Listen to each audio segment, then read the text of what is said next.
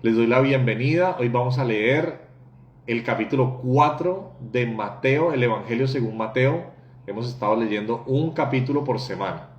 Cada capítulo que leemos, una semana para meditarlo, para procesarlo. Llevamos 3 semanas, esta es la cuarta. Y quiero comenzar con un pequeño resumen de lo que vimos en Mateo 3. Si recuerdan los que estuvieron, Mateo 3 es la aparición de Juan el Bautista. Y uno de los conceptos que trae Juan el Bautista, que hoy se va a repetir, es el concepto del arrepentimiento. La mayoría de los que están acá seguramente son seguidores de Jesús y ya sea de bebecitos o más grandes, se bautizaron. Y el bautizo, uno sabe que si es el rito católico, es un bebecito, le echan un poquito de agua en la cabeza. Si es en el rito cristiano, protestante, evangélico, se sumerge en el agua, en una piscina, en el mar. Hay variación, ¿verdad? Pero el punto es que muchas veces no sabemos qué hay detrás de este rito. Vimos en la clase pasada, en la lectura pasada, que el rito era para arrepentimiento de los pecados. Tanto era así que Juan el Bautista tomó un grupo de personas, fariseos, saduceos, los religiosos de la época, y los regañó y les dijo: ustedes creen que pueden venir a hacer un ritual de bautizarse y no se han arrepentido de sus pecados, y los echó. Le dijo: ¿qué hacen aquí? Generación de víboras, les dijo. Y básicamente decirles víboras, pues es decirles: ustedes son como hijos del diablo. Y lo que estábamos meditando es que el bautismo se hace antes de recibir a Jesús.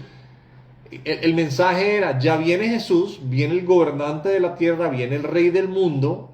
No es esperen que venga para que Él los cambie, sino cambien porque Él viene. ¿Se dan cuenta cómo hay muchas cosas que hemos aprendido diferente de la Biblia? Nos invitan a una iglesia, nos invitan a una religión, a una misa, a un servicio, y es: ay, vaya para mejorar o para cambiar. Y el mensaje de Juan el Bautista, y hoy lo van a ver, de Jesús, es: cambien porque yo ya vengo, o en este caso nuestro, cambien porque yo ya vine. Comencemos a vivir una vida como si creyéramos que quien gobierna es Dios. La aparición de Juan el Bautista después tiene a Jesús siendo bautizado, y una de las líneas que estamos viendo en Mateo es: ¿quién es Jesús para mí? ¿Quién es Jesús según el autor, según Mateo, y según los diferentes personajes que vienen apareciendo en el relato? Los apóstoles van a darse cuenta que muchas veces no sabían quién era Jesús.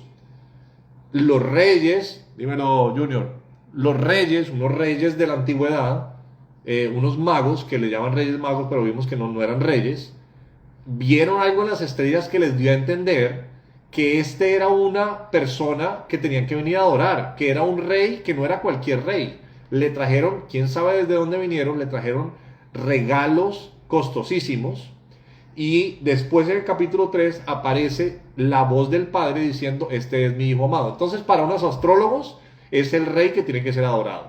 Para los pastores es el Mesías, eso está en Lucas, no lo vimos acá. Para María y José está la promesa de que es el Hijo de Dios. Pero la voz del Padre aparece en el capítulo 3 y dice: esto es súper importante para el capítulo de hoy. Capítulo 3 de Mateo: este es mi Hijo amado. Jesús, cuando sale del agua, no se abren las aguas, como pasa cuando cruzaban el Jordán o como pasa cuando salieron de Egipto, sino que se abre el cielo, porque el camino que Jesús nos da no es para una libertad física, sino para una libertad espiritual. Resumen súper rápido de Mateo 3. Vamos a comenzar ahora, parte por parte, juntos, a leer Mateo 4. Saque su Biblia si no la ha sacado. Yo tengo Reina Valera, vamos comparando versiones. Hola, Sayu. Mateo capítulo 4. Entonces Jesús fue llevado por el Espíritu al desierto para ser tentado por el diablo. Y ahí ya tenemos que parar, porque, claro, nosotros, como lo hablaba la mayoría, seguramente hemos sido bautizados. Algunos habremos sido bautizados de pequeñitos, otros de pronto lo volvimos a hacer ya de adultos. Esto es más en los ritos cristianos evangélicos. Pero a veces o no nos enseñaron o no quisimos escuchar la parte que el bautismo, aunque es un momento hermoso, primero es para confesar que yo estoy reconociendo, Mateo capítulo 1 lo vimos, que Él es el Salvador de los pecadores, o sea que yo soy un pecador. Es lo primero que reconozco. Si Jesús es el Salvador de los pecadores y Él es mi Salvador, pues estoy reconociendo mis pecados. Después, que tengo que comenzar una vida que dé frutos dignos de arrepentimiento. No que sea perfecto, no que fui a la iglesia y ya soy perfecto, eso no existe. Pero sí un proceso en que se comience a dar un cambio. Y lo tercero, que es muy importante, y con esto empatamos, es que fíjese que este proceso de Jesús ser llevado al desierto es por el Espíritu y es justo después del bautismo. Ahora, ¿qué hemos dicho? Mateo, ¿cuál es uno de los personajes con los cuales más compara a Jesús? Con Moisés. ¿Por qué con Moisés? Porque Moisés fue una persona elegida por Dios para liberar de la esclavitud a su pueblo. Jesús viene y esta libertad que va a dar va a ser diferente. Pero fíjese que cuando ellos salen de la esclavitud, salen de Egipto, cruzan las aguas. De hecho, se abren las aguas, con Jesús se abrieron fue los cielos, se abren las aguas y pasan al desierto para ser tentados, pero la palabra que vamos a probar hoy, a aprender hoy es probados. No, de pronto, no tiene usted una notica ahí al margen, pero si su Biblia es de estudio o si usted tiene referencias, puede buscar en otras partes donde se ve este término. Y para los que les gusta esto, que es súper importante en este caso, la palabra para ser tentado está en el versículo 2, dice, después de haber ayunado 40 días y 40 noches tuvo hambre. Y vino el tentador. Entonces fíjese que el versículo 1 dice que fue llevado por el Espíritu para ser tentado, y ahora cuando introducen esta figura del diablo, le llaman el tentador. Aparentemente es el mismo Espíritu de Dios el que lleva a Jesús a un lugar para que el propósito sea tentado, porque en muchas de nuestras mentes está como pobrecito Jesús, ¿verdad? Está en el desierto, tiene hambre y encima de todo viene alguien a tentarlo. Pero fíjense que desde el comienzo Mateo nos da a entender que esto fue el propósito del Espíritu y el Espíritu está guiado por el Padre. Esto fue el propósito de Dios. Y que el recorrido de Jesús, ¿cuál es? El mismo de Israel. Sale de la esclavitud, pasa por las aguas y es tentado. Israel tuvo 7 tentaciones en el desierto. ¿Y cómo le fue a Israel? Le fue mal. Ahora viene un ser humano, un hombre, que aparentemente no es solo un hombre, sino es Dios con nosotros, Dios hecho hombre, y él debe pasar esta prueba. Ahora, la palabra tentación no nos ayuda. ¿Por qué no nos ayuda la palabra tentación? Porque tentación siempre es negativo. Yo cuando tiento a alguien, por lo menos en español, lo estoy tentando para algo negativo. Uno rara vez dice, te voy a tentar a hacer el bien. Oye, te quiero tentar a que dones, ¿verdad?, de tu dinero para los pobres. Te voy a tentar a que seas más amoroso. Oye, te voy a tentar a que seas infiel o algo así. La tentación está siempre asociada, la palabra tentación, con algo negativo. Pero el proceso de Jesús acá, la palabra es peirazo. Peirazo es una palabra en griego que es usada cuando se pone a prueba algo. Imagínense un examen del colegio. Cuando uno iba a un examen, que para muchos de nosotros era una experiencia traumática, ¿verdad? Cuando uno va a un examen, uno de los propósitos del examen es ver si uno sí aprendió o no. Ahora, cuando Dios prueba o cuando Dios peirazo, no es para Él darse cuenta si nosotros sí aprendimos o cambiamos o tenemos fe o lo amamos o lo queremos seguir. Es para que nosotros nos demos cuenta. Esta parte es importantísima, porque Dios conoce nuestro corazón. Dice la palabra de Dios que incluso Dios conoce los pensamientos de nuestros pensamientos. Cuando tú en un sueño estás pensando algo, hasta eso lo conoce Dios. Pero cuando vienen los momentos difíciles, 40 días sin comer, por supuesto que tuvo hambre, y note el número 40. 40 años en el desierto estuvo Israel, 40 días estuvo Jesús en el desierto. Mateo claramente nos está comparando, nos está diciendo, fíjese, aquí viene uno que lo que va a hacer es cumplir lo que el pueblo escogido de Dios, que debía ser luz para las naciones, no hizo. Ahora, la palabra peirazo es una palabra que muchas veces Dios hace. Dios, peirazo, si fuera la Septuaginta, después les explico que la Septuaginta, la Biblia en griego del Antiguo Testamento, o sea, Dios tentó, no es buena traducción, Dios puso a prueba a Abraham con Isaac. ¿Recuerdan la famosa historia? Lo puso a prueba y era una prueba muy difícil porque le dijo, quiero que me entregues a tu único hijo, al que amas. Tenía 2, que es interesante, además le dice a tu hijo, al que amas. Y dice que Abraham confió, fue y hizo la prueba, al final viene un ángel y le dice, no lo lastimes. Pero la prueba lo que demostró fue el verdadero carácter de Abraham. Ojo a esto que es importante con el concepto bíblico de prueba versus tentación. El concepto bíblico de prueba es que nosotros solemos decir que creemos en cosas o solemos decir que tenemos actitudes hasta que vienen los momentos difíciles. En los momentos difíciles sale a la luz si es verdad lo que hemos dicho con nuestras palabras acerca de lo que creemos, y también salen a la luz cosas que no tenemos. Sale la verdad, porque la luz de Dios siempre está para traer verdad. Entonces el proceso, y me estoy quedando un tiempo acá porque es importante, de peirazo, de lo que aquí traducen como tentación, que lo vamos a traducir mejor como prueba, alguna versión de alguno de ustedes de pronto dice prueba. Dios habla hoy, me gusta la traducción, la Biblia católica como lo dice, pero Reina Valera dice tentación, que es la más común. Este proceso de peirazo es un proceso en el cual hay un examen y sale tu carácter a la luz, que cuando viene una prueba se revela lo que de verdad está dentro de nosotros. Los seres humanos tenemos 3 niveles en los cuales demostramos lo que creemos. Uno es cuando decimos, yo creo en Jesús, yo creo en Dios, Dios es mi proveedor, yo creo que Él me va a proveer, hasta que estamos endeudados. Hay otro nivel que no es el que le decimos a la gente, sino el que nos guardamos. Tal vez si somos personas que luchamos como la imagen, lo cual la mayoría de nosotros tenemos esa lucha, y decimos, bueno, yo no le digo a la gente, pero yo muchas veces dudo, ¿será que Dios sí existe? ¿Será que Dios sí me va a proveer? ¿Será que sí me va a alcanzar? ¿Será que mejor no me pongo a hacer algo ilegal? Porque es que se supone que Dios me va a proveer, pero mire, estoy aguantando hambre. En cambio, este vecino está lavando plata, o está diciendo mentiras, está haciendo algo ilegal o algo incorrecto moralmente, pero Dios le está proveyendo, o esa provisión de dónde viene.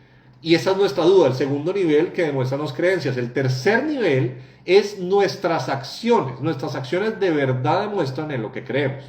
Cuando al final cedemos ante la tentación y tomamos ese dinero por detrás de cuerdas, o mentimos, o robamos, esa acción demuestra cuánto creemos o confiamos en Dios. Y me incluyo, yo acá no estoy diciendo es que ustedes, no, es que a todos nos pasa. Entonces las pruebas son importantes, los desiertos son importantes. ¿Por qué son importantes los desiertos?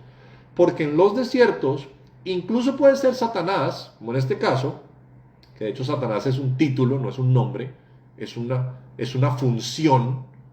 No estoy diciendo que no haya un ser, pero lo que quiero decir es que Diabolos es el acusador y Satanás es el que se opone. Es usado por el Espíritu, porque cuando nosotros estamos en Cristo y fuimos bautizados, o sea, nos arrepentimos, no va a venir esto que a veces nos han vendido, y no quiero aquí en ningún momento atacar ninguna iglesia, ninguna predicación puntual de alguien, tal vez un mensaje mal enseñado sí, o tal vez lo que quisimos entender de Dios, y es, ven a la iglesia, bautízate que ahora tu vida va a ser mejor. Aparentemente, uno de los elementos que vienen a los que estamos en Cristo después del bautismo es ser llevados a situaciones difíciles para que sea probado nuestro corazón. Esta palabra, en el Antiguo Testamento, David le dice a Dios, pon a prueba mi corazón, examíname, escudriña mi corazón. Es esta misma palabra, para que yo pueda ver qué hay. Porque los que hemos comenzado algún tipo de viaje introspectivo, si somos sinceros, nos hemos dado cuenta que hay cosas dentro de nosotros que no sabíamos que teníamos, o que no queríamos reconocer que teníamos, o que pensamos que ya se habían ido, y ahí están. ¿Cuándo salen? ¿Cuando todo está perfecto? No, cuando todo está perfecto tú eres un galán. Bueno, hay gente que no, que incluso con situaciones buenas no lo es, pero la mayoría de nosotros es en las situaciones de estrés, de tensión, o en las situaciones que tal vez nos tocan un área sensible, que salen cosas ocultas en nosotros y queremos sacarle el cuerpo, queremos huirle a eso, queremos incluso pedirle a Dios que nos saque. Pero ¿qué tal si es el mismo Espíritu el que está permitiendo esta situación para que, peirazo, para que salga a la luz lo que hay? Porque si Jesús fue llamado a la luz del mundo, no es un título bonito para decir, ay, qué lindo, ilumina mi vida, sino para sacar a la luz nuestros pecados, porque Jesús dijo, yo soy un médico y solamente puedo atender a los que reconozcan, esto es énfasis añadido mío, que están enfermos. Porque los fariseos se creían tan perfectos que Jesús dijo, bueno, pues ustedes son más santos que yo, también lo estoy parafraseando. Entonces este es un momento que, de hecho, pónganse a pensar, ¿cómo supo Mateo de este momento? El resto del evangelio había personas ahí viendo, un apóstol, alguien le pudo contar al otro, pero en este momento solo está Jesús y una figura que no sabemos de dónde viene, ¿no? Hay gente que ha intentado, y a mí me lo enseñaron así, creo que mal, eso es una teoría que después les voy a explicar, que hay diferentes posiciones teológicas sobre el origen de Satanás. Hay unas escrituras en Isaías y otras en Ezequiel, que aparentemente para algunos dan el origen de Satanás, pero en realidad no creo que sea así. Satanás es una figura que simplemente aparece en el relato y no explican mucho de dónde viene el mal, por qué está este personaje aquí como teniendo una batalla espiritual con Jesús y por qué Dios permite eso, y porque ahora David me está diciendo que es el mismo Dios el que está interesado en que esto suceda. ¿Por qué Dios quiere que su hijo sea puesto a la prueba? ¿Y qué va a salir después de eso? Entonces, está en el desierto, salió de las aguas, acabó de tener un bautismo de arrepentimiento en el agua, y dice que este diabolos, que es el acusador, vino a él y le dijo: si eres hijo de Dios. Ahora, ¿por qué es importante siempre recordar lo que leímos la semana pasada? Porque el Padre acaba de decir, este es mi hijo. O sea, Dios acaba de decir, este es mi hijo. Pónganse a pensar en qué momento. La Biblia no es clara en esto, pero es importante preguntarse, ¿en qué momento fue que Jesús se dio cuenta y dijo, ay, es que yo soy el Hijo de Dios, yo soy el Mesías? Yo personalmente, y esto es algo mío, no creo que haya sido que Jesús a los 3 años estaba levitando ahí en pañales, ¿verdad? Como memes que ponen como flotando en la bañera. O desde chiquitico, no sé, diciéndole a la mamá, yo soy el Mesías, respétame. ¿En qué momento? ¿Cómo fue el proceso en el cual él también tuvo que entender quién era él? Porque una de las claves para leer Mateo es quién es Jesús para mí, quién dice él que es, quién dicen los demás que es, el relato bíblico, las diferentes voces que dicen. Entonces el Padre dijo, es mi hijo, en el cual tengo contentamiento, pero ahora el tentador quiere poner en duda lo que el Padre acaba de decir. ¿Dónde hemos escuchado esto antes? En la 3ª página de la Biblia. Génesis capítulo 3. Dios dice, de este árbol pueden comer, de este no pueden comer. Y aparece una figura, una serpiente que habla, y dice, no, eso no es así. En realidad, lo que pasa es que Dios no quiere que ustedes sean como Él. Entonces, vemos la figura, otra vez, de este oponente espiritual poniendo en duda la palabra de Dios para cuestionarnos. Y esto generalmente los pastores o predicadores dicen, si yo soy hijo de Dios, voy a darles un paso extra. La Biblia no fue escrita hablando de mí, la Biblia habla del Cristo, que me sirve para saber quién soy yo, sí. Si entiendo cuál es mi identidad en Cristo, así que primero tengo que hacer la labor de entender quién es Cristo. Cristo es el Hijo de Dios, es lo que dice el Padre, pero acá lo primero que pone en duda es si Él es el Hijo de Dios. Y fíjese que la prueba es, cómete este pan. Qué interesante, que es la misma prueba, es una prueba de comida, es una prueba de ver si van a comer algo que aparentemente no debería comer, ¿no?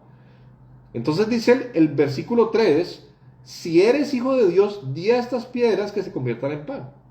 Versículo 4, y él respondió, escrito está, no solo de pan vivirá el hombre, sino de toda palabra que sale de la boca de Dios. Ojo que Jesús no está diciendo, el hombre solamente vive de palabra de Dios, porque creo que usted y yo podemos estar de acuerdo enseguida que necesitamos comida, pero dice no solo. Y ahora nosotros estando en Cristo, ¿qué pasa cuando no tenemos abundancia o cuando tenemos escasez? No hay una voz en la mente que nos dice, bueno, pero no se supone que tú eres hijo de Dios, ¿por qué estás aguantando hambre? ¿Y por qué el vecino que sí hace ciertas cosas que tú retienes tu integridad, como le dice la esposa de Job a Job? Deja de retener tu integridad, maldice a Dios y muérete, ¿no? Como que de qué me sirve a mí estar caminando con mi cruz, negándome a mí mismo, viviendo una vida que no es fácil, si hay momentos en los cuales es posible que el mismo Dios permita escasez. Y estas son cosas que a veces en algunos lugares no nos enseñan. Que Dios es un Dios que quiere abundancia, sí, pero permite los desiertos y permite que te venga esta voz que todos la hemos escuchado, así sé que usted crea que Satanás es un ser rojo con cachos y cola, o que crea que es un espíritu maligno, o como sea que usted conceptualice esta figura, todos hemos escuchado esa voz, que dice, pero a ti de qué te sirve creer que eres el Hijo de Dios si mira, no te está proveyendo. Ojo de dónde viene esto. Cuando él le contesta, escrito está, entonces usted va a su Biblia y hay una letrica, lo más posible.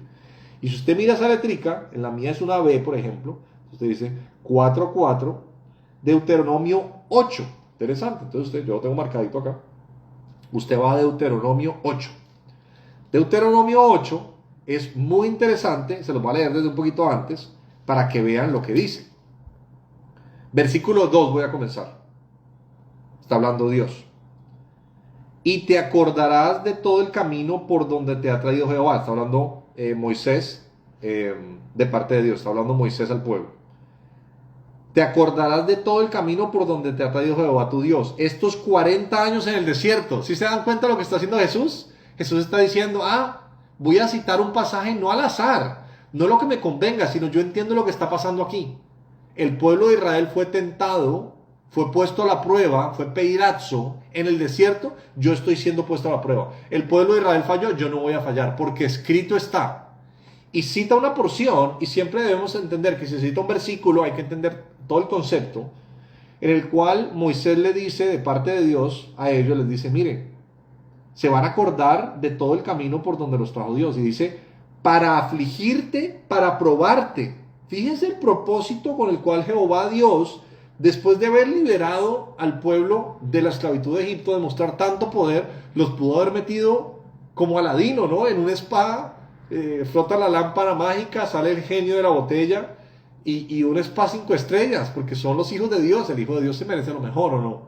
Pero es el mismo Dios permitiendo que haya un desierto con su Hijo y con Israel, el cual Dios llamó su primogénito. Mire lo que dice acá. El propósito de llevar al pueblo de Israel al desierto, ¿cuál fue? Afligirte. Esto no nos gusta, pero aquí está. Probarte, para saber lo que había en tu corazón, si habías de guardar o no sus mandamientos.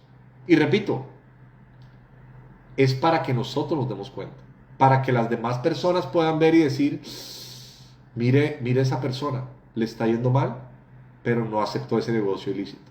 Le está yendo mal, pero sigue siendo respetuoso con su pareja. Le está yendo mal, pero sigue siendo esforzado. Le está yendo mal.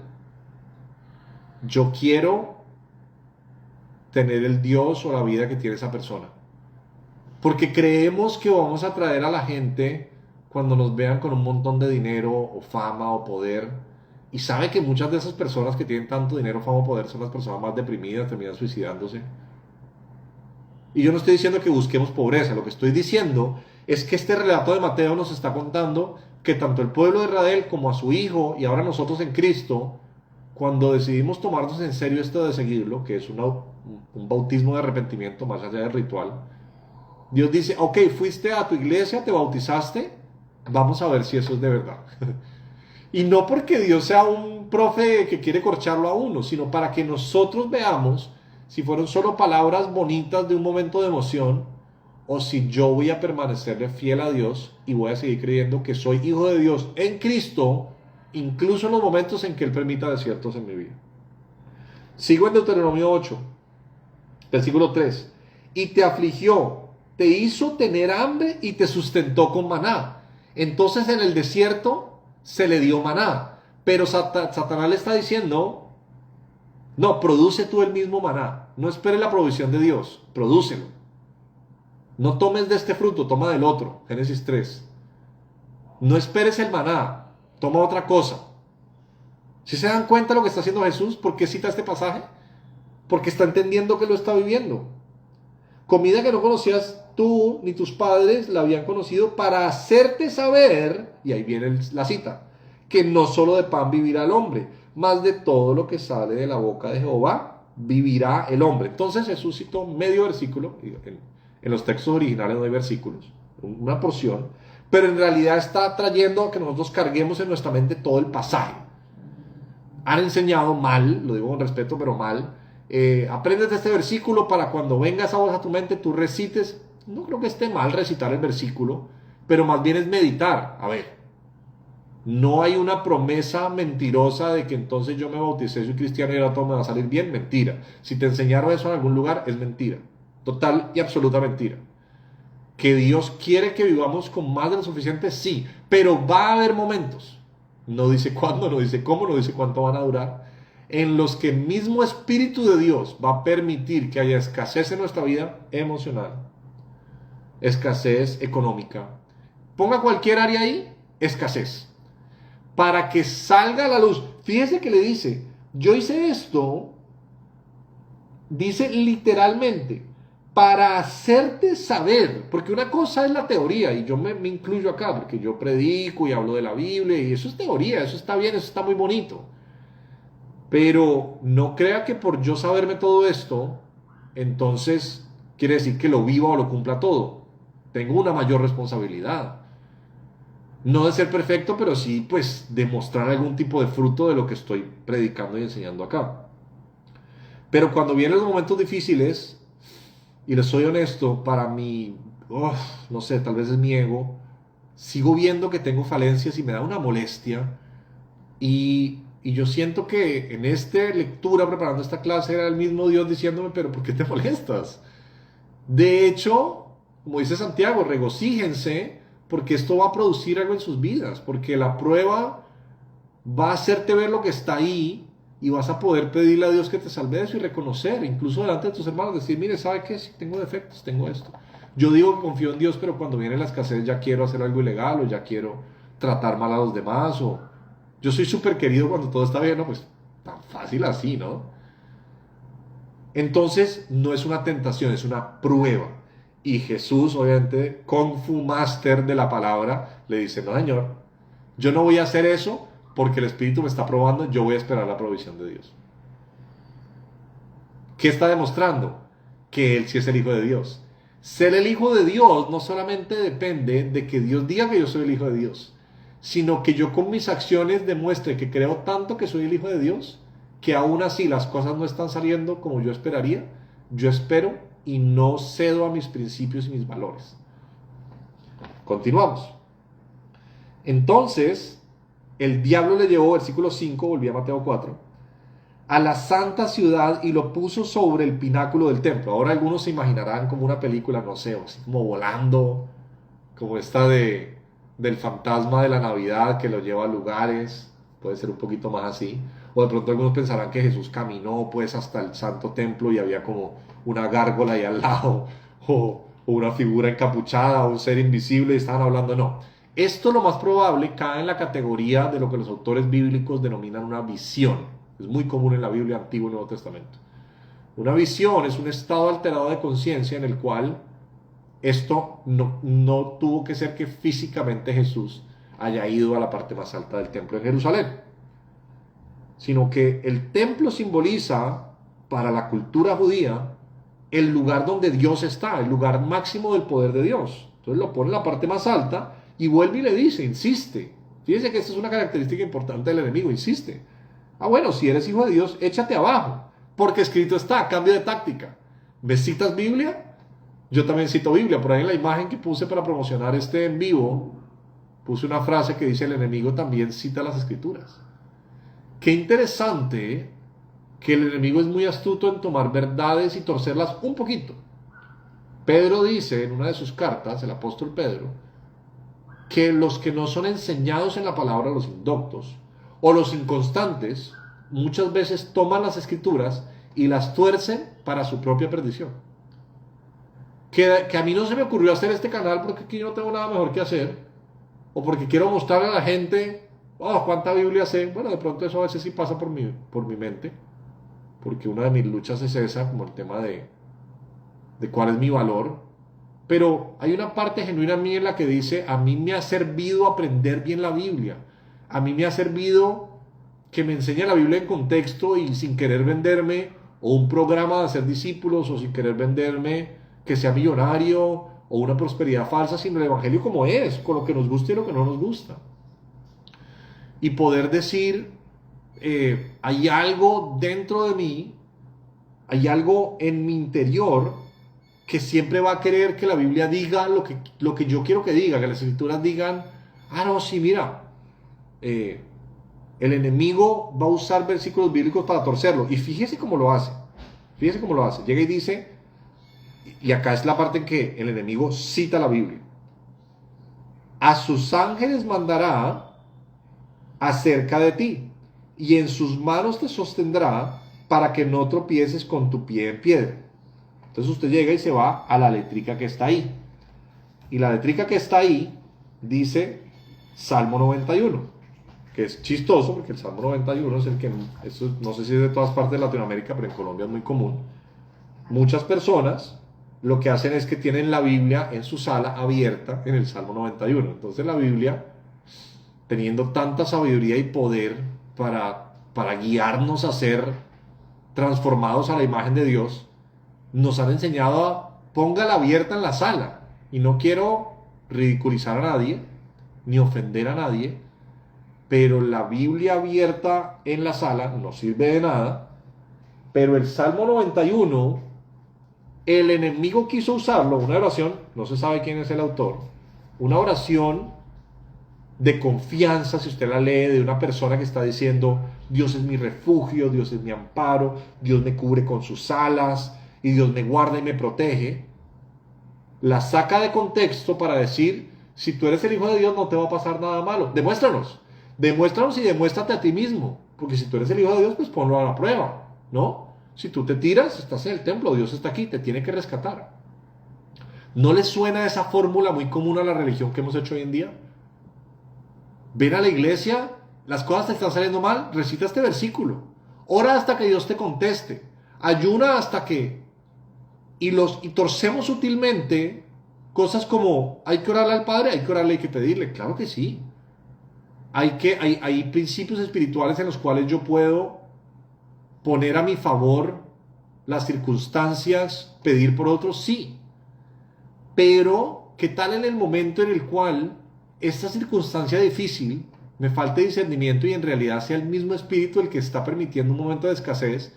No para que un golpe mágico de Dios me salve, sino para ver si yo de verdad confío en Dios. Y eso lleva tiempo, porque las pruebas uno quiere que se acaben rápido, ¿verdad? 40 días y 40 noches. Y es un número simbólico, ¿no? También. Hemos convertido la Biblia y a la religión en el mago de la botella, ¿no?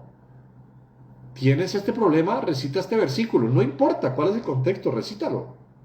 Reclámaselo a Dios, declárale, como que Dios dice miércoles, dijeron el versículo, entonces me tocó tirar el rayo mágico desde el cielo, y cuando no pasa, es que el enemigo está haciendo guerra, y yo voy a repetir, o cuando pasa, sí funcionó, ¿no?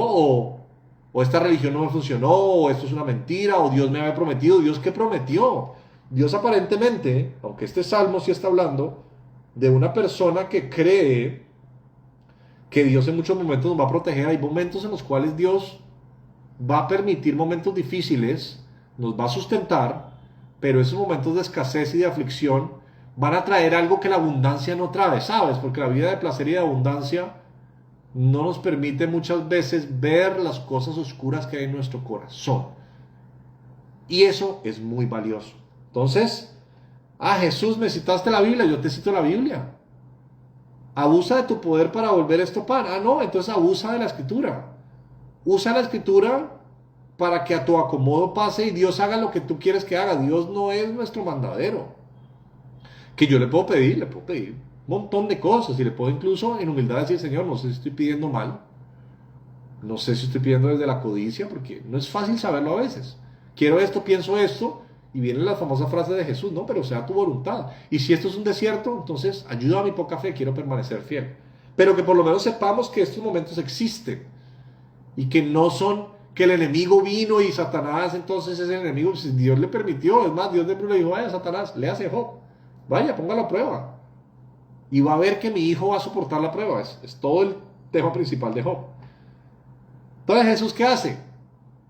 Doble contraataque con Escritura. Versículo 7, Jesús le dijo, escrito está también, no tentarás al Señor tu Dios.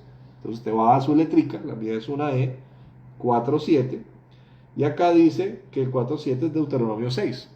Le citó Deuteronomio 8, ahora te cito Deuteronomio 6. Adivine de qué se trata. Es muy interesante. Deuteronomio 6 comienza con uno de los pasajes más hermosos de la Biblia, la oración que los judíos llaman el Shema. Shema es escucha, oye mi voz, escucha mi voz. Y escucha no es un tema auditivo, escucha es escucha. Como cuando tú le estás hablando a alguien y las ondas sonoras están entrando por sus oídos, pero tú te das cuenta que esa persona no te está escuchando. Como cuando escuchamos lo que dice la palabra de Dios, pero preferimos escuchar ya sea por la voz de un predicador que aprendió mal, o de nuestra conciencia, o de lo que sea, la interpretación más cómoda de ese versículo, o la frase motivacional de moda, o no. Escucha mi voz, escucha, oh Israel. Voy a leerles desde el versículo, esto es Deuteronomio 6, versículo 4. Oye Israel, Jehová nuestro Dios, Jehová uno es. Amarás a Jehová tu Dios de todo tu corazón, con todas tus fuerzas, y estas palabras que yo te mando hoy estarán sobre tu corazón. Y las repetirás, voy a pasar, esto le dice, las repetirás cuando te levantes, cuando te acuestes, a tus hijos, cuando estés comiendo.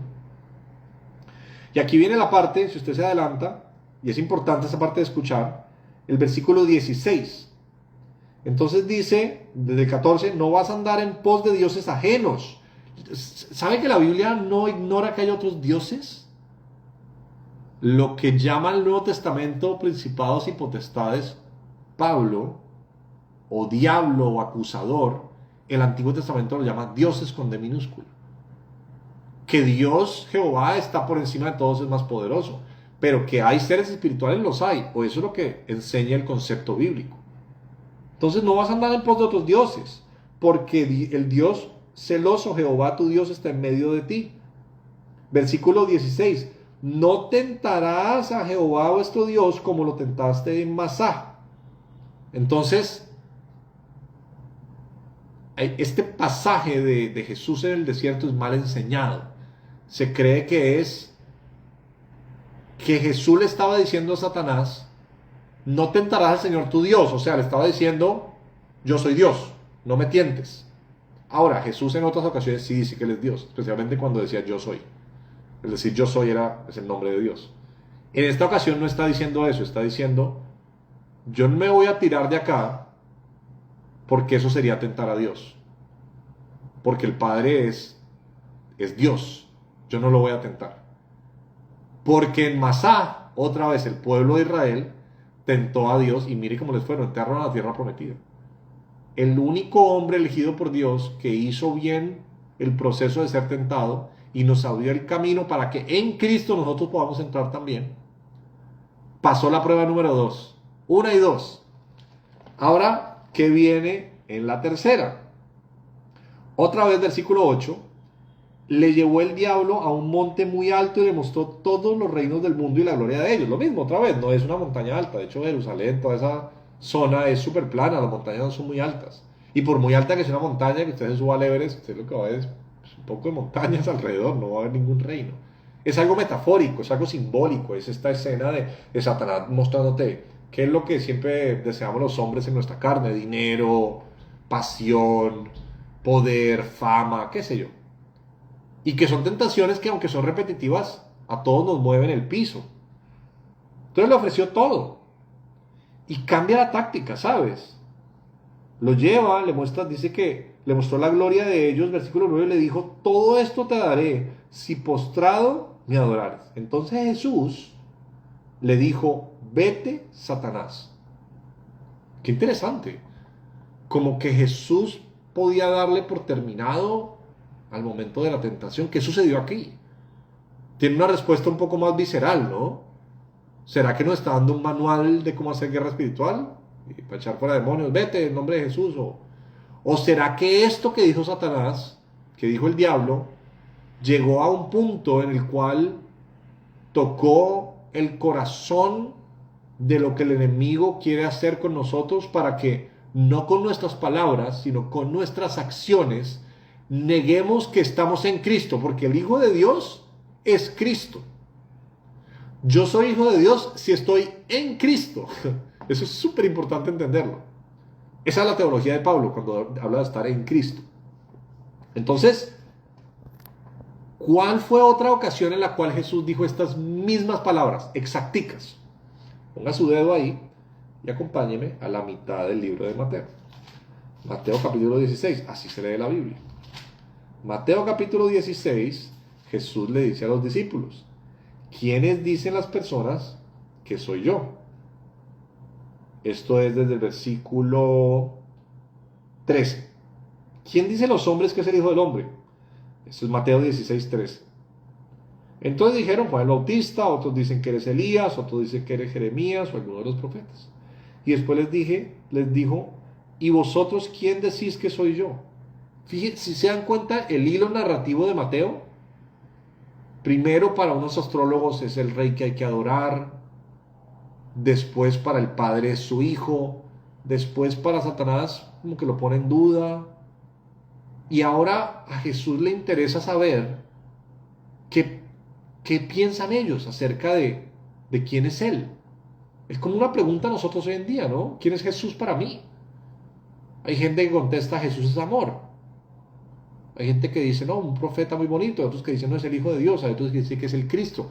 ¿Qué significa que Jesús sea el Cristo? Entonces viene la famosa respuesta de Pedro.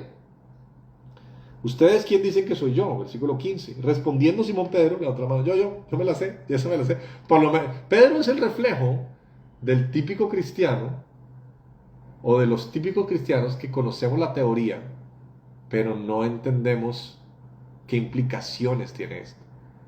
La respuesta es, el Cristo, tú eres el Cristo. Respondiendo Simón Pedro dijo, tú eres el Cristo, el Hijo del Dios viviente. Entonces Jesús le responde, bienaventurado eres, porque esto que acabas de entender no te lo reveló una persona, sino mi Padre. Y también te digo que sobre esta revelación, como les dije la vez pasada, tanto cristianos como católicos escuchan estas enseñanzas, estos en vivos y después los videos también cuando los subo. Y esto es un punto también de división entre católicos y protestantes, cristianos y evangélicos. Los católicos creen que este fue un momento en el cual a Pedro se le nombró como el primer papa y que la iglesia fue construida apostólicamente sobre Pedro. Los cristianos pensamos que son dos palabras diferentes en el original, y una es el nombre que le da Pedro y otra es la roca sobre la cual construye la iglesia. Para nosotros la iglesia está fundamentada sobre Cristo, y especialmente este pasaje habla sobre la revelación. Esta es mi posición. Nombro las diferencias porque es importante, jamás voy a ridiculizar ni atacar alguna creencia, digamos, de los católicos, pero sí lo nombro para que lo sepan. Algunos lo saben, otros no. Mi posición, mi lectura de esto es que en este momento no le está diciendo yo voy a sembrar mi iglesia sobre ti, o tú vas a ser el fundamento de la iglesia, sino el fundamento de la iglesia mía, está diciendo Jesús, es que las personas que digan creer en mí piensen que yo soy el Cristo, no un profeta, no una persona bonita, no alguien buena gente, sino el Cristo. Ahora, si usted lee un poquito más abajo, dice el 21 que entonces desde ese momento Jesús comenzó a decirles que él tenía que padecer mucho, sufrir y ser matado para después resucitar al tercer día. Hace una o dos clases leímos Isaías 53. El Cristo estaba profetizado que debía padecer, varón experimentado en quebranto. De hecho, era plan del Padre. Y Pedro no tenía claras sus escrituras, otra vez tenía las escrituras tergiversadas. Él quería solo el Mesías del Salmo 2, el que viene a destruir a los enemigos y a levantarse a gobernar. Entonces lo toma al lado y le dice, no, Señor, de ninguna manera esto te acontezca. Y fíjese versículo 23. ¿Qué le dice Jesús a Pedro? Quítate de delante de mí, Satanás. Me eres tropiezo porque no pones la mira en las cosas de Dios sino en las de los hombres. Qué interesante. Se lo dijo a Pedro, pero no le estaba hablando a Pedro. Que algo en la mente de Pedro, en sus emociones, fue guiado por escuchar la voz equivocada. Escucha mi voz, no vayas en pos de otros dioses. No escuches la voz que te dice que la religión y la Biblia es para no sufrir. Que hay un elemento del cristianismo que es el sufrimiento necesario. Yo no lo estoy diciendo, y ojo que no me va a malinterpretar, que entonces ahora busquemos sufrimiento. O como algunos practicantes católicos, y lo digo con respeto, en una época se flagelaban, o tal vez hasta hoy lo hacen, ¿no? Porque hay que castigar la carne, no. Tú no debes buscar como tal sufrimiento, pero sí existe un sufrimiento que es permitido por Dios para que salga a la luz en nosotros. Nosotros no podemos ser curados de las cosas que no hemos reconocido que tenemos. Y muchas veces esas cosas no salen de manera tan evidente cuando todo está yendo bien. Entonces los desiertos son para que, Peirazzo, se ha puesto a prueba nuestra fe, nuestro supuesto compromiso con Dios, y en ese momento lo que sale a la luz es lo que yo puedo confesarle a Dios, pedirle ayuda y que Él me rescate. Entonces fíjese que son las mismas palabras que le dice a Pedro la que le dice a Satanás, que hay algo en el corazón del plan del enemigo que es tomar los conceptos de Dios, como tú eres el Hijo de Dios, no tienes que sufrir. Y eso lo aplicamos ahora nosotros hoy en día. Pero yo, ¿por qué estoy sufriendo si yo me entregué a Cristo y yo ahora soy hijo de Dios? Pues fíjese que es parte del paquete, que no es eterno, que en algunos casos es más largo de lo que uno quisiera, bueno, creo que en todos los casos. Que en la cultura de hoy en día, que toda nuestra tecnología y avances de científicos, prácticamente todo está enfocado en tener una vida con menos problemas. Dios está interesado en que ciertos problemas y dificultades sean pieza clave de nuestro proceso de ser formados a la imagen de Cristo. ¿Cómo la ven? Apártate de mí, Satanás, le dijo a Pedro. Y aquí Jesús, las palabras que le dice es: vete, Satanás, porque escrito está, al Señor tu Dios adorarás y a Él solo servirás. Entonces aquí tiene una F, este es el 4.10. Y la mía dice Deuteronomio 6.13, está ahí mismo. Entonces usted va a Deuteronomio 6 y se va a dar cuenta que unos versiculitos antes del anterior está: Jehová tu Dios no temerás y a Él solo servirás y por su nombre jurarás. ¿Por qué Jesús de tantas escrituras citó 3 veces Deuteronomio y en esos capítulos? Pues que para nosotros son capítulos. Porque Jesús lo que estaba diciendo es: yo soy ahora el representante de Israel, que la salvación no es solo para Israel, pero comienza por Israel. Yo ya hice el bautismo, ahora tengo que pasar la prueba. Y la prueba es un momento de escasez en el cual parecería lógico cuestionarnos y decirnos: ¿será que sí es el Hijo de Dios? ¿Pero cómo va a tener al Hijo de Dios así, aguantando hambre? No, use su poder, use las escrituras. Eso, cite el Salmo 91. No, Señor, tú dijiste que a mí no va a pasar nada malo.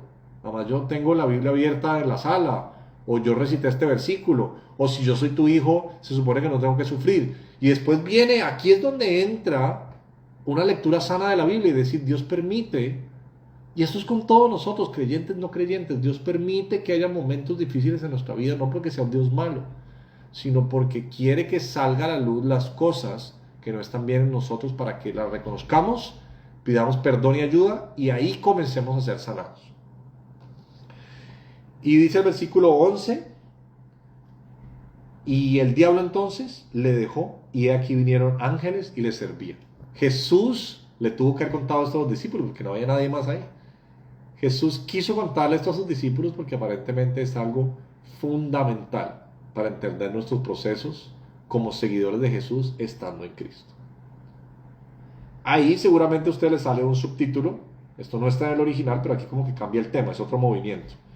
Versículo 12: cuando Jesús oyó que Juan estaba preso, volvió a Galilea, y dejando a Nazaret, vino y habitó en Capernaum, ciudad marítima en la región de Zabulón y Neftalí, para que se cumpliese lo dicho por el profeta Isaías cuando dijo: tierra de Zabulón y tierra de Neftalí, camino del mar al otro lado del Jordán, Galilea de los gentiles, el pueblo asentado en tinieblas vio gran luz, y a los asentados en región de sombra de muerte la luz resplandeció. Y la luz es una de las figuras más claras para describir al Mesías.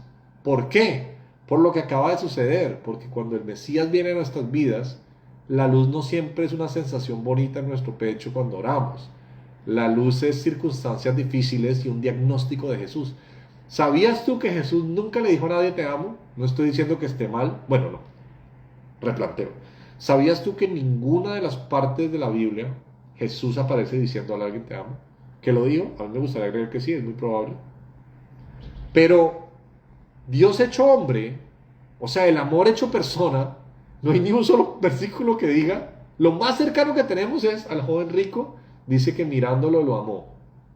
Y después le puso una prueba. Que uno de los actos más bonitos de amor, incluso de los papás, es cuando permitimos que la disciplina y los momentos difíciles formen el carácter de nuestros hijos, que muchas veces creemos que por amor les evitamos incomodidades y en realidad es egoísmo y pereza nuestra y lo que les hacemos es daño. Y Dios no es codependiente ni alcahueta, Dios es amor y en ese amor viene la luz y esta luz ya entendemos que es una luz para hacer sacar al expuesto lo que está mal en nosotros para que este doctor, como él mismo se llama, nos pueda sanar. Versículo 17, y esto conecta con la clase anterior. Desde entonces comenzó Jesús a predicar y a decir, arrepentíos porque el reino de los cielos se ha acercado. La primera palabra ministerial de Jesús, ¿cuál fue? Arrepiéntanse. La primera palabra ministerial de Juan, ¿cuál fue? Arrepiéntanse. El primer sermón de los apóstoles en Pentecostés, ¿cuál fue? Arrepiéntanse. Hemos sacado sistemáticamente el concepto de arrepentimiento de muchas de nuestras congregaciones porque no queremos que la gente se ofenda. Y es que si yo le digo a alguien la verdad, además me incluyo, no tiene por qué ofenderse. Ey, eres pecador, porque yo también soy pecador. Pablo mismo dijo, yo soy el primero, el mayor de los pecadores. No eliminemos de nuestros sistemas de congregaciones, de predicación, de grupos en casa, el constante llamado al arrepentimiento, porque eso está en la base del Evangelio. Versículo 18, andando Jesús junto al mar de Galilea, vio a dos hermanos, Simón llamado Pedro y Andrés su hermano, que echaban la red al mar porque eran pescadores, y les dijo, venid en pos de mí y os haré pescadores de hombres. Esto no es una frase inteligente como decir, antes pescaban peces, ahora van a pescar hombres. Esta es una frase que era usada en la época, cuando los rabí, los maestros, tomaban pupilos para que los siguieran. Entonces ellos, dejando al instante las redes, le siguieron. Pasando de allí vio a otros hermanos, Jacobo hijo de Zebedeo y Juan su hermano, en la barca con Zebedeo su padre, que remendaban sus redes, y los llamó. Y ellos, dejando al instante la barca y a su padre, le siguieron. Interesante esta historia.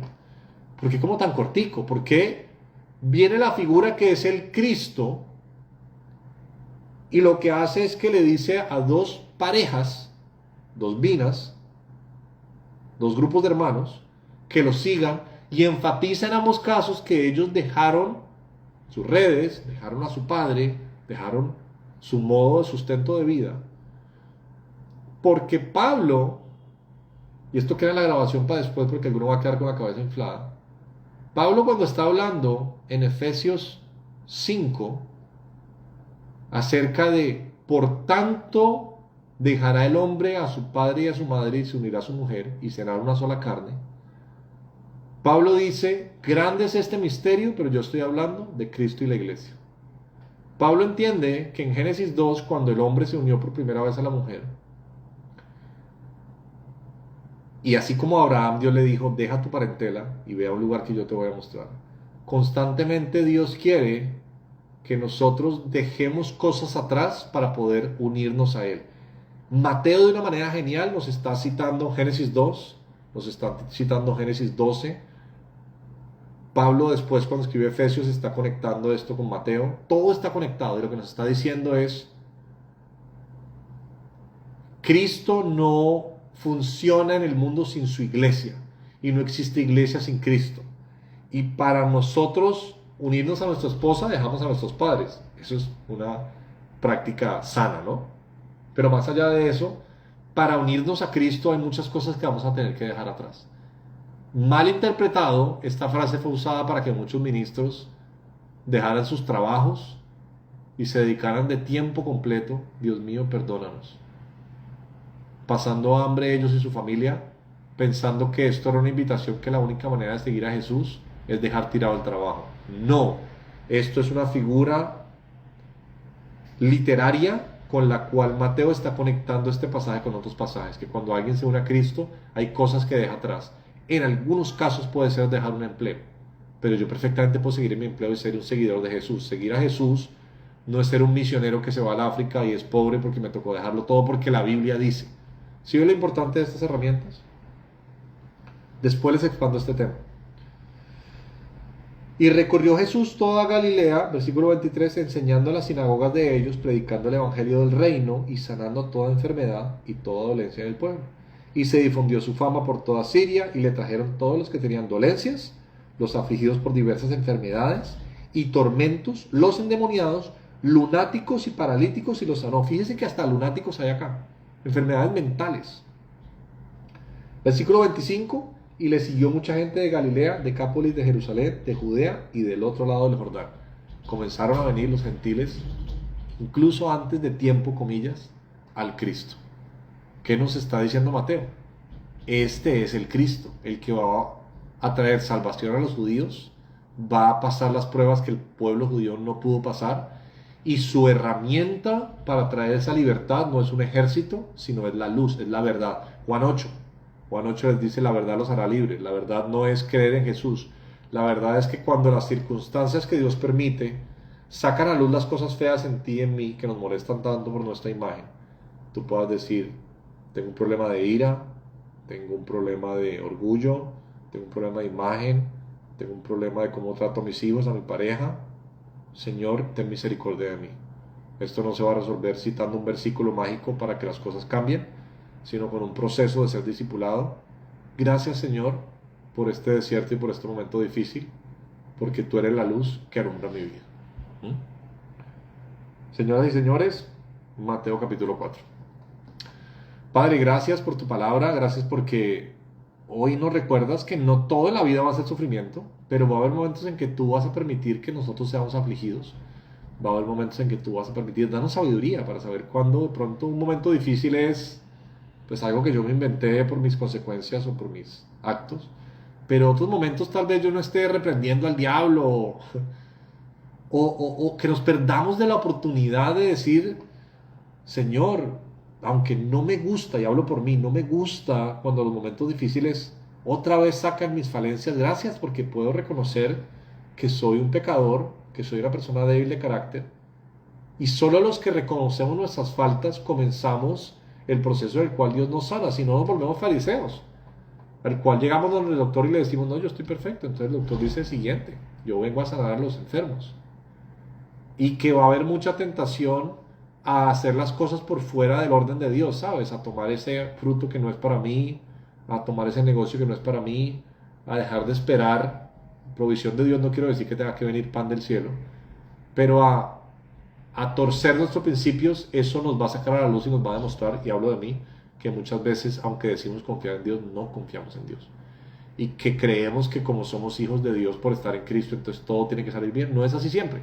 No los quiero desanimar, los quiero más bien animar a que cuando vengan los momentos difíciles digamos: esto está en las manos de Dios, y tengo esa voz alborotada en la oreja. Bueno, voy a contestarle con escrituras bien citadas, y con mis acciones no voy a dejar que esta prueba sea algo que me aleje de Dios, sino algo que fortalezca mi fe en Él. Y las pruebas no son para siempre, las pruebas tienen sus momentos y después salimos adelante. Entonces, les mando un abrazo grande, una bendición. El otro martes vamos con Mateo 5. No sé si Mateo 5 lo voy a poder hacer en una sola clase porque comienza el Sermón del Monte, que es tal vez las enseñanzas y las palabras de Jesús más importantes. Tal vez nos tengamos que demorar 2 semanas con Mateo 5. Sermón del Monte, hermoso, espectacular. No se lo pueden perder. Las personas que entran tarde o las personas que están en este horario ocupadas, en una semana caída subo. Mañana subo Mateo capítulo 3. Y en otra semana subo Mateo capítulo 4. Gracias por conectarse. Preguntas, dudas que tengan, las escriben, me escriben al interno. Las puedo ir contestando. La semana pasada Marcela me contestó cómo podíamos mejorar y tener este cambio interno. Esta es una de las herramientas. Esta es una de las herramientas, el desierto. Trae a la luz las cosas malas y por lo menos podemos reconocerlas y comenzar a cambiar. Dios los bendiga. Chao a todos.